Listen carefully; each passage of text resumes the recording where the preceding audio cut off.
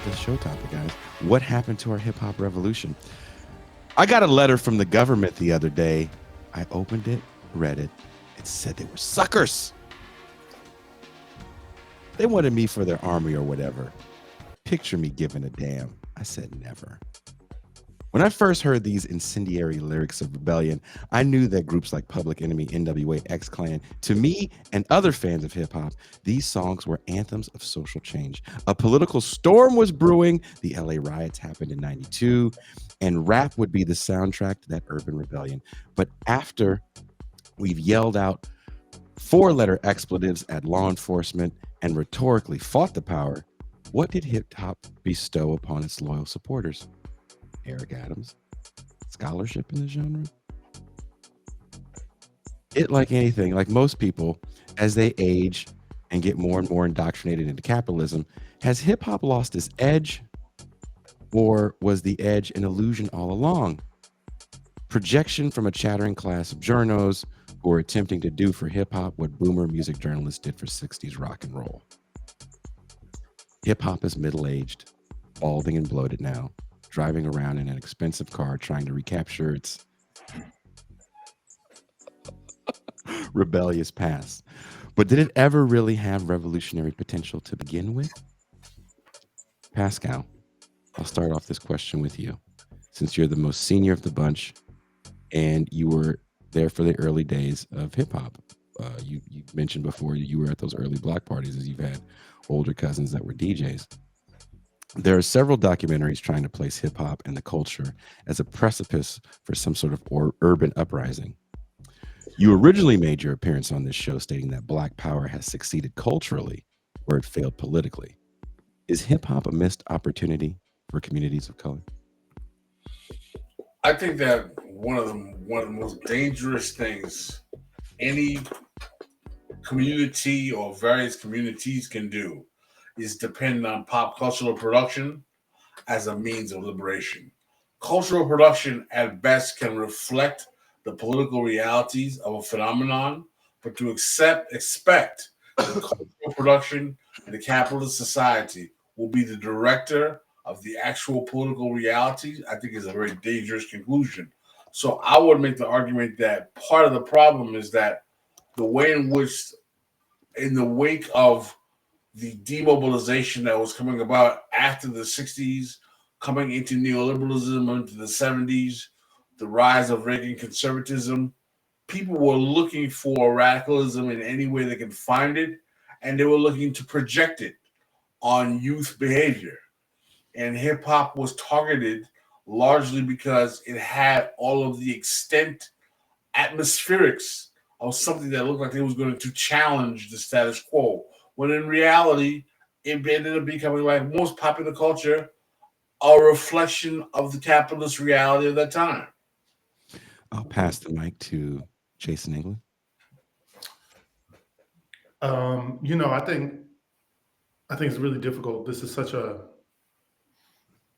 broad topic, right? Yes. So, I don't want to sell hip hop short. Like in its infancy, what it incipiently like beared out was revolutionary and counterculture because necessarily it was pretty organic as a movement, right? Mm. Like I think a lot of people lose track of just how um, counterculture and subversive hip hop was. I'm old enough to remember when I went to high school. I got a scholarship to get out. I grew up between a homeless shelter and a housing project in New Mm. York. I got a scholarship to go to a boarding school, and you did not hear rap at parties. You had to have a separate party called the Minority Dance. Whoa. I swear to you, there was 7 black people at my school at my freshman year. By the time I graduated, maybe we had 12 out of 250. And we would get together with all the black kids at the other private schools within 2 hours. And then that's when you would hear some rap music played. Then I went off to college. I dropped out. I worked in civil rights. And for 2 years, I worked 60-hour weeks and read books. And I came back to college and someone took me to a party at a frat house and DMX was playing. and the white people were dancing, and it was like I was an unfrozen caveman. I didn't understand what I was like. What the fuck? Hmm.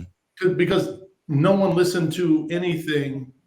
I never saw a white person really listen to rap music unless they were listening to the raunchier songs off of NWA album, right? So like, yeah, like initially, like all countercultural movements, I think there was a potential for revolution, but as soon as it became some shit to sell, it's really difficult to beat the machine of capitalism, right? Capitalism is a beast, and I think you have to credit it. Sometimes I think we blame people, Hmm.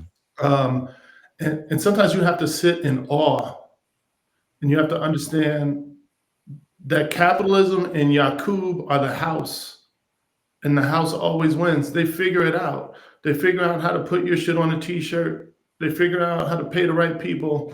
And the next thing you know, whatever energy that was bubbling beneath the movement and made it a culture, that becomes neutered. And I think we saw that, right? And obviously there were a lot of people who sold this culture out. And I think a lot of us have been incredibly confused as we go on a ride with something that we love, that we grew up with. How do we continue to take it every step of the way, right? And keep close to what we held dear and what we knew since we were young. How do we just let that go when we see it deviate from what we once knew? We kind of adapt and we change as well. And I think we adjust. And something that I think, and we talked about this over voice notes, something I think is painful to admit. I don't know if people are ready to admit this. Uh, we're in an era where black cool is dead. It's not just hip hop, but when you lean away from the margins spiritually, because we're still very marginalized as a people, Hmm. but spiritually, when you become so aspirational, when you buy in so wholesale to capitalism, you lose your cool. You go from Billy D. Williams playing Lando Calrissian to Donald Glover playing Lando Calrissian. You go from someone like Tupac being a sort of a guy who straddles pop and hood stardom, who's, for all his faults, incredibly dynamic and has Yes. Black Panther history. Yes. Has a history where X Clan used to hold him down, and a street history, to someone like Kanye West, who's not particularly dynamic, doesn't sparkle in front of a camera, uh, doesn't embrace blackness as much as he wants to flatter whiteness. And I think that Oof. we lost our edge, certainly as a hip hop culture, because we got a little bit of money. And we saw the potential for more of it. And I think hip hop kind of got lame and bougie. Uh, Ooh. and Well, so this is we are now let's 50. let's let the younger person here that grew up in the middle of hip hop. He's born after, or kind of in the middle of the golden age, and comes to young adulthood when hip hop is pop music. So, Bert. Yeah, I mean, I'm born in 88. So by the time you get to 95, 96, 97, I'm still really young. And then in high school, me is like 2002 through 2006. Um, the revolutionary question for me, because I'm born in 88, I have to have this retrospective, looking back on those years. When you're looking at, Black music as revolutionary, I feel like when you put it in the box of, is it revolutionary?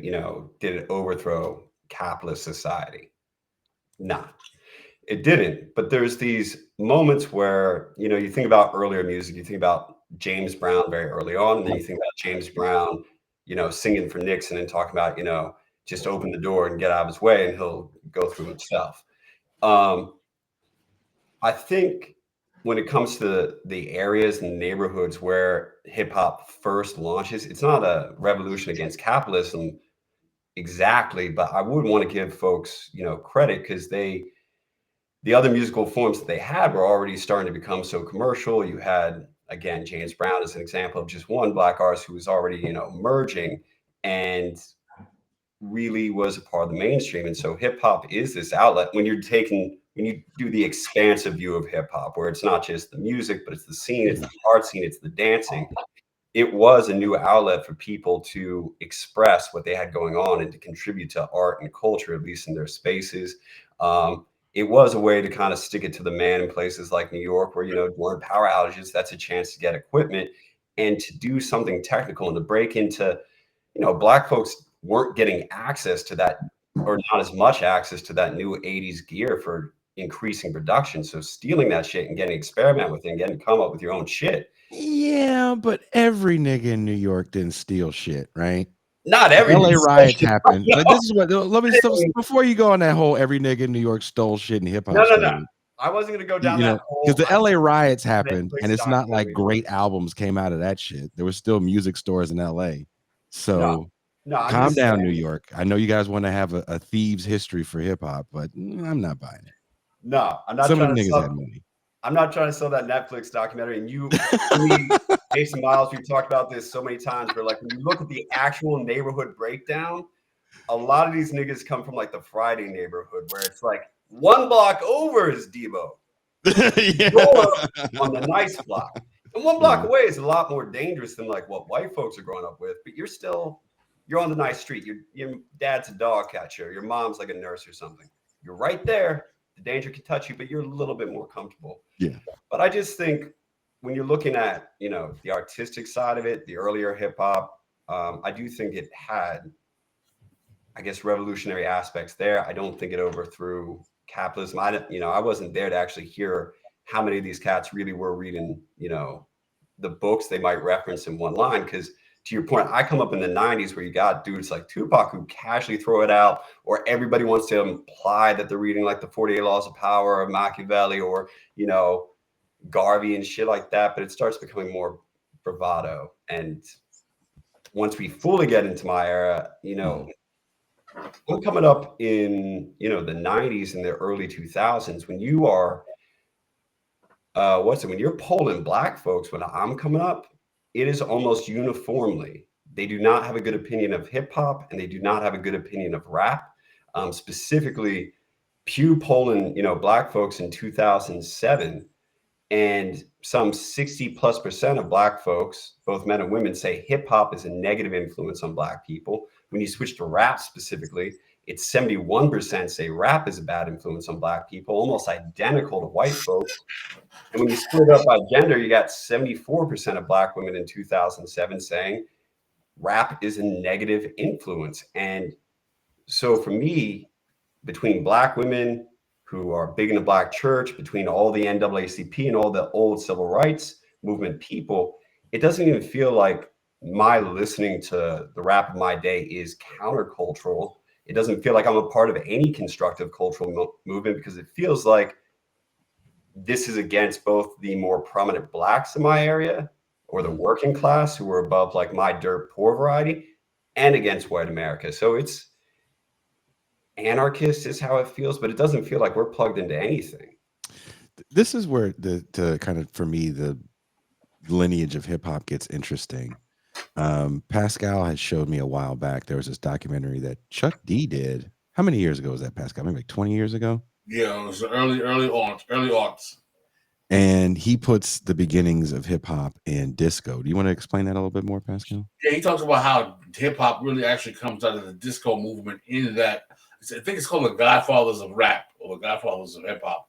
And he talks about how the technology of hip hop DJing comes actually out of disco, and that the disco movement in New York City in the late 60s, early 70s is really the birthplace where we see a lot of these hip hop development with people like Grandmaster Flowers and a lot of other places before the 73 phenomenon that Kool Herc is accredited for participating in. And what's interesting is we had Jeremiah McAllister on the show, giving us kind of a history of dance music and house music. And one of the things that we brought up on that show, where we're having this conversation of like, where does this all start, is funk music, like Parliament,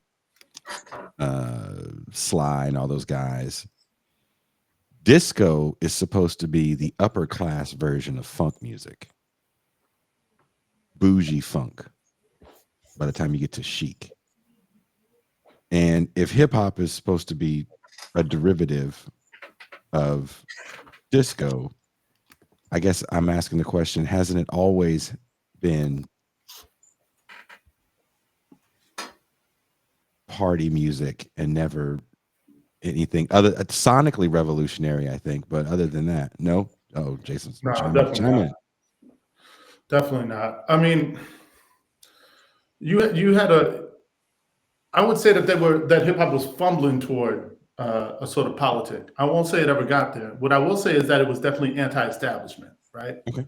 Now, what that means is not necessarily radical or political in some moments, but it knows its relationship to the establishment, right? Part of it is that the establishment lets it know you're not getting in. Like, let's not forget that people shitted on rap forever until it became essentially American Yes. Republican music. Yeah. But I think something that you all are talking about, that I'm thinking about as I hear you talking, something that's been lost is hip hop culturally is something that's very like almost like James Joyce shit. It's a culture in conversation with itself in terms of blackness through the samples that we all recognize, the way it connects us to our aunts and uncles' music, the references.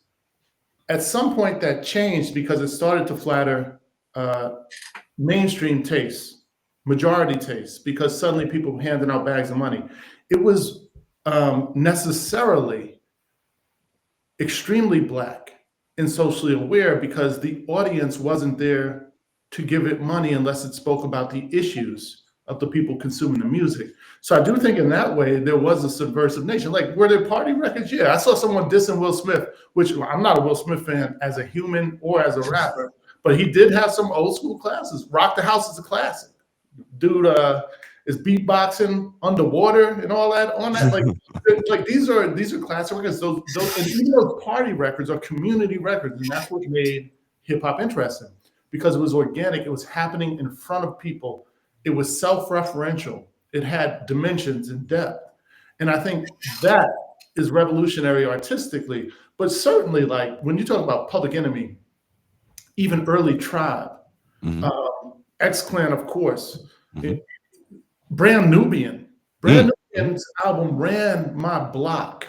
Like when you used to have block parties in Harlem, you would play all the songs from that time. When Brand Nubian's album came out, first album, One for All, whatever, they played that on repeat for the whole party. I've never seen that happen. And that is nothing but 5% of shit. Now, do I agree with all of it? No, but it was trying to raise the social consciousness. I mean, we're talking directly about even K Solo, Prison, Fugitive, the corrupt system, Black empowerment. This was a music that gave you a sense of dignity, and you weren't getting that from the rest of society. I mean, what I thought of hip hop as Black superhero music. It was the first time I saw Rakim. First time I saw Rakim, I felt like I saw God. I saw him come on screen. I said, okay, it's cool to be someone like me on 126 in Lexington. Because the video was shot in Harlem on 125th too. And I said, oh shit, all right, we got heroes.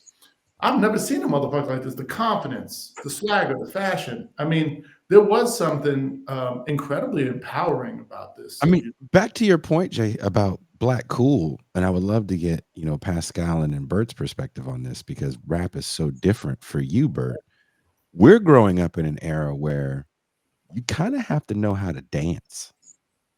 And part of being an MC was you were controlling the party and you were kind of even directing the dance moves of the party. We're talking about the early days of hip hop. So a lot of rappers actually can move. Big Daddy Kane used to dance in his videos. Yeah, it's skills. By the time MC Hammer comes to be, and dancing probably takes more of the attention away than the lyrical skills, right? I don't know anyone that walks around quoting Hammer bars. But it is interesting when you talk about the end of Black Cool because I'm thinking about that moment when you talk about someone like Rakim that just had so much personality. Listening to him on those early on Paid in Full, and even seeing the video, I thought he was like the coolest dude alive. You know what I mean? I thought Big Daddy Kane was like the coolest dude alive. I hella wanted to curl fade. Pascal, how did you? I mean, for you said Run DMC, "Raising Hell" is the hardest record you ever heard. I mean, all of these records are my contemporaries. This is all my high school years. From '82 to '86. This is the music that I'm seeing, and I cherish the music, and I understand what everyone is saying here, and that it was when we say it was revolutionary, it was consciousness awareing, in that you're seeing black youth exert dominion and control over, or you believe they're exerting dominion and control over the black image at a time during the reactionary Reagan years where you would think that there'd be almost a kind of retreat of those presences in the media. So I understand the need to ascribe a revolutionary nature to these phenomena. But when I think about a revolution is a defined phenomenon that challenges the status quo function of the reality of the governing project that exists at that time. And I think that part of the problem that we have is that we project these kind of revolutionary definitions on youth phenomenon when in reality they are a reflection of the youth grasping for a reification or a validation into the system, not necessarily trying to deconstruct or destroy the system.